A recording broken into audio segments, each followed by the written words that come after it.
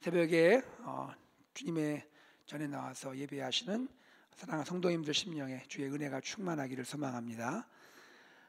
오늘 마태복음 13장 44절에서 58절 말씀으로 나에게 천국이란 주제로 말씀을 증거하겠습니다.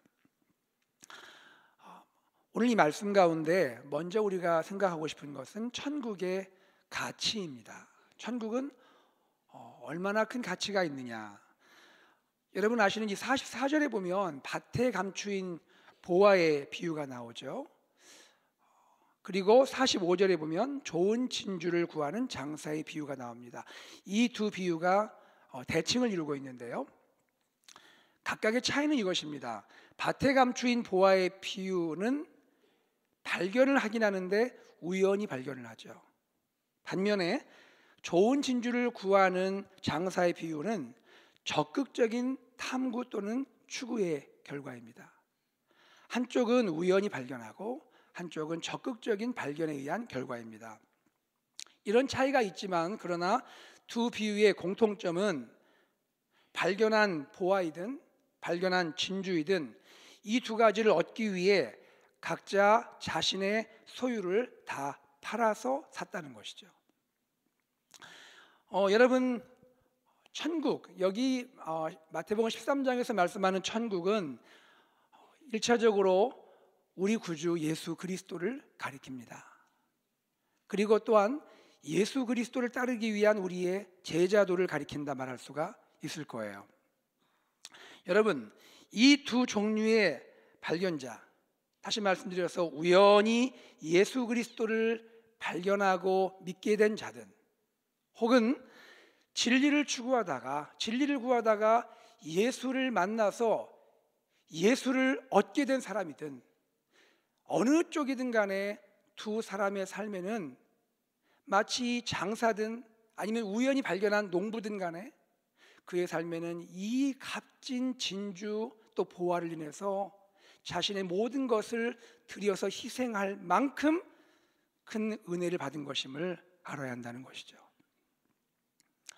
첫 번째 종류의 발견자, 우연히 예수님 만난 그런 분들도 성경에 많이 나오죠. 예를 들어서 예수님 제자들 그렇지 않습니까? 물고기 잡고 있는데 주님이 찾아오셨잖아요. 나를 따르라니까 그 말씀에 따라갔죠.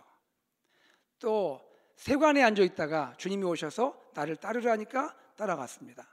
자, 그런 제자들이 첫 번째 부류에 해당한다고 생각합니다. 두 번째 부류는 어떤 사람들입니까? 성경에 보면 니고데모 같은 사람이 있을 것 같아요. 바리새인이고 또 산헤드린 공회원이고 누구보다 율법을 잘 아는 사람이지만 마음에 참된 진리의 발견이 없었던 거죠. 그래서 예수님 소문을 듣고 밤중에 예수님을 찾아가지 않습니까? 대화하는 가운데 거듭난다는 말을 처음 듣게 되었어요. 자, 그런 대화 속에서 아마 니고데모 마음에 변화가 있었던 것 같아요. 그리하여 그가 그 후에 보면 두 번 더 나오는데요, 요한복음 7장에 산회들인 공회가 열렸을 때 예수님을 간접적으로 변호하고 보호하는 모습이 나옵니다. 그리고 요한복음 19장에 가서는요, 예수님이 이 죽으시는 그 상황에서 예수님의 장례를 대비해서 귀한 향품을 준비하는, 오히려 굉장히 적극적으로 자신을 드러내는, 여러분 그 당시에 산헤드린 공회원 중에 반역자로 몰린 예수라는 사람을 그의 장례를 준비한다는 것은 명예를 버릴 수 있는 상황이고요, 또 그의 신변과 그의 생명의 위협까지 받을 수 있는 상황입니다. 그러한 변화를 보여주고 있는 것이죠. 자, 앞이든 뒤든요. 또 두 번째 경우에는 역사적으로 볼 때 이런 경우도 있습니다. 2세기 초에 기독교 변증가로 알려진 저스틴이라는 분이 있습니다. 이 저스틴이라는 분은 이방 철학, 그 당시에 플라톤주의 철학자들과 대화하면서 예수님을 전하게 됐는데요, 그가 예수님 만나게 된 일화가 재밌죠. 그는 모든 철학 학파의 내용을 섭렵한 학자였습니다. 그런데 어느 날 들판에서 키가 작은 노인을 만나게 되었어요. 만나서 대화하는 가운데 그 키 작은 노인이 나사렛 예수를 얘기해 주는 거예요.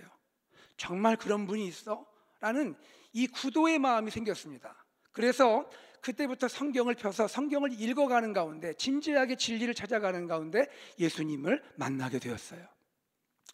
그래서 그가 그 다음에 다시 로마로 가서 많은 철학자들에게 예수 그리스도를 증거하다가 마지막에는 한 철학자의 밀고로 그런 당국에 의해서 순교당하게 되었습니다.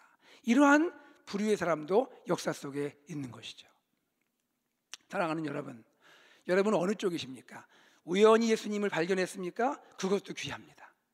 내가 진리를 추구하다 예수님 만났습니까? 그것도 귀합니다. 이쪽이든 저쪽이든 중요한 것은 우리에게 예수라는 분이 있다는 것이에요. 예수가 내 안에 있다는 것이 진주를 발견한 것이고 그것이 보화를 발견한 것입니다. 할렐루야. 그런데 그 예수를 믿고 예수를 따르기 위해서 그것이 그냥 값어치 없는 것이 아니라 우리의 전 인생을 바칠 만한 가치가 있는 분이 예수라는 거예요. 사랑하는 여러분, 예수를 따르는 것이 때로 쉽지 않을 수 있습니다. 그러나 그것을 이렇게 생각하십시오. 예수는 값진 진주예요. 예수는 값진 보화입니다. 그 보화를 얻기 위해, 진주를 얻기 위해 어떤 사람은 자신의 소유를 다 팔았잖아요. 우리 평생, 우리의 일생의 시간과 우리의 마음과 우리의 정성과 우리의 모든 것들이어서 예수를 따를 수 있는 우리 모두가 되기를 간절히 소망합니다. 두 번째로 생각할 것은 이 천국이 갖고 있는 현재적인 진행과 종말론적인 그런 구별에 대해서 생각을 좀 해보고자 합니다. 48절로 50절에 보면 이런 말씀이 나오죠. 그물에 가득함에 물가로 끌어내고 앉아서 좋은 것은 그릇에 담고 못된 것은 내버리느니라. 세상 끝에도 이러하니라 하는 말씀이 나옵니다. 여러분, 지금 이것은 오늘 본문에 등장하는 세 번째 비유인데요, 바다에서 각종 물고기를 그물을 던져서 잡아내는 그러한 비유입니다. 이것은 첫 번째 무엇을 말씀합니까? 지금 이 시대에는 그물을 던져서 각종 물고기를 모아들이는 시대라는 거예요. 그러나 세상 끝날이 온다는 거죠. 세상 끝날이 와서 그날이 오면 천사들이 좋은 물고기와 나쁜 물고기를 구별할 때가 온다는 거예요. 무엇을 말씀할까요? 말씀드린 대로 지금은 우리 교회 시대, 은혜 시대에는 부지런히 우리 주님의 제자들이 그물을 던져서 각종 물고기를 모아들일 때입니다. 여기에 각종이란 말이 의미하는 바가 큰 것 같아요. 유대인뿐이 아니라는 거죠. 모든 족속과 모든 백성에게 주님의 이 구원의 그물을 던져야 하는 거죠. 우리들이 던져야 되고 선교사님들이 던져야 돼요. 각종 물고기를 다 모아들여야 합니다. 지금은 차별 없이 모아들이는 때예요. 이러한 은혜가 있기를 바랍니다. 그런데요, 모아들이는 거는 참 귀한데 모아들이다 보니까 지상의 교회, 지상의 하나님 나라에는 좋은 물고기도 있지만 나쁜 물고기도 있을 수 있다는 거예요. 그렇죠? 그런데 여기서 주님 이 비유를 보면 지금 우리가 그물 던지면서 동시에 바쁘게 그거 구별하는 그거 하지 말라는 거예요. 지금은 두 가지 알 수 없어요. 지금은 부지런히 뭐 하는 거예요? 그물 던져서 각종 물고기를 모아들이는 시대입니다. 할렐루야. 우리가 섣불리 구별하면 안 되는 거예요. 이것은 구별할 때가 온다는 거예요. 세상 끝날에 구별할 시점이 온다는 거죠. 우리 예수님께서 오셔서 천사들을 통하여 선인과 악인을, 좋은 물고기와 나쁜 물고기를 구별할 그때가 올 줄을 믿으시기를 바랍니다. 그때 주님께서는 완전한 심판을 하실 거예요. 물론 이 말이 교회가 정화되고 깨끗해지는 노력을 하지 말라 그런 뜻은 아니죠. 교회는 날마다 새로워져야 합니다. 그러나 완전하고 철저한 구별은 주님 재림시에 이루어질 것을 믿고 지금 부지런히 그물을 던져서 물고기를 잡아야 한다는 말씀입니다. 이 사명에 헌신하는 우리 교회와 우리 각자 성도가 되기를 소망합니다. 그리고 오늘 본문에 나오는 마지막 비유, 전체 8번째 비유를 알 수 있는 비유가 나오는데요, 천국의 제자된 서기관에 대한 비유입니다. 주님 말씀하시죠. 천국의 제자된 서기관마다 마치 새 것과 옛 것을 그 곳간에서 나오게 하는 집주인과 같다. 이 말씀 드리면 처음에는 좀 이상합니다. 주님 비유를 하셔도 다른 거는 다 이해하는데 왜 서기관을 들여서 비유했을까? 우리 마음에는 서기관은 좀 찍혀 있어요. 그죠?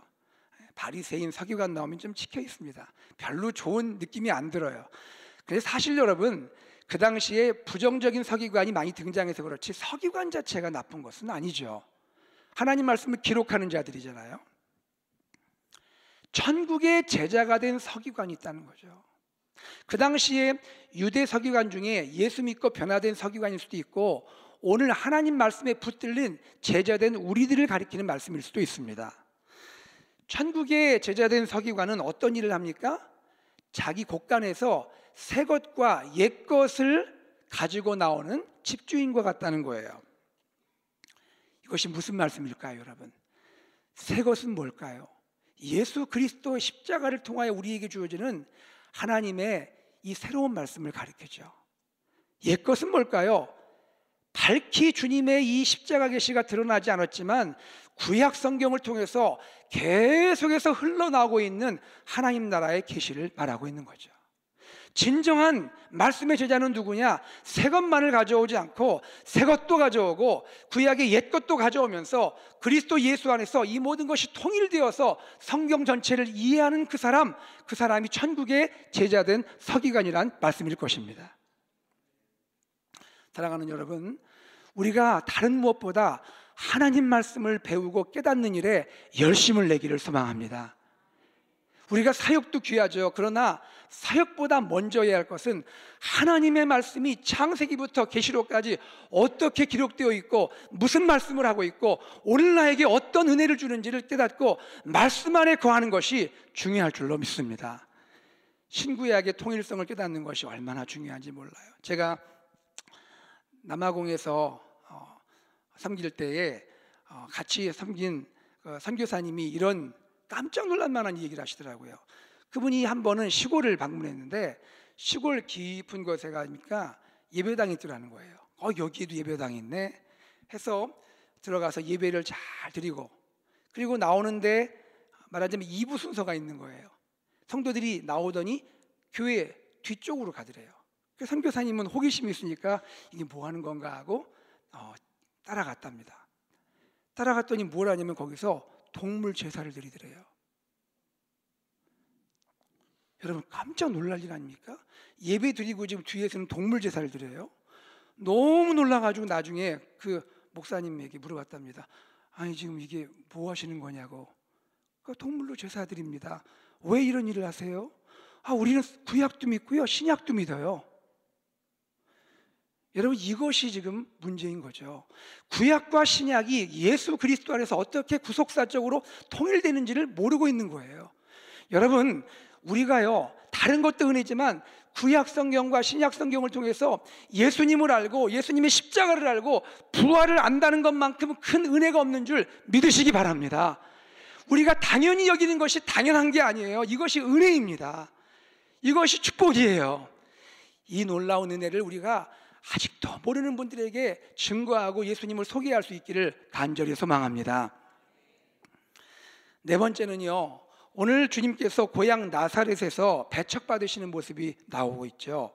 53절에서 58절 말씀인데요, 여러분 예수님을 아는 것이 오히려 배척받는 이유가 될 수 있다는 것이죠. 자 보세요, 예수님이 고향에 가셨죠. 그런데 고향에 있는 모든 사람들은 예수님을 알긴 하는데 어떻게 알고 있어요? 인간적인 눈으로 알고 있어요. 목수의 아들 아니야? 그 말은 뭐예요? 우리가 저 신분을 아는데 비천한 사람 아니야? 저 자매들 우리가 같이 살고 있는데. 예수님의 여동생들과 육신적인 여동생들과 결혼한 사람들이에요. 또 그 형제들도 아는데 예수님을 다 안다는 거예요. 예수님 모르는 게 없는 거라는 거예요. 그런데 그들은 결국 예수님을 배척하고 말았습니다. 여러분께 한번 질문합니다. 우리 예수님을 어떻게 알아야 할까요?